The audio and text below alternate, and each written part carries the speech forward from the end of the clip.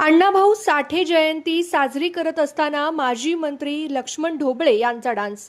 राज्याचे माजी मंत्री लक्ष्मण ढोबळे यांनी साहित्य सम्राट अण्णाभाऊ साठे यांच्या जयंतीनिमित्त मंगळवेढा येथे काढण्यात आलेल्या मिरवणुकीत डान्स केलेला एक व्हिडिओ सध्या सोशल मीडियावर व्हायरल होतोय.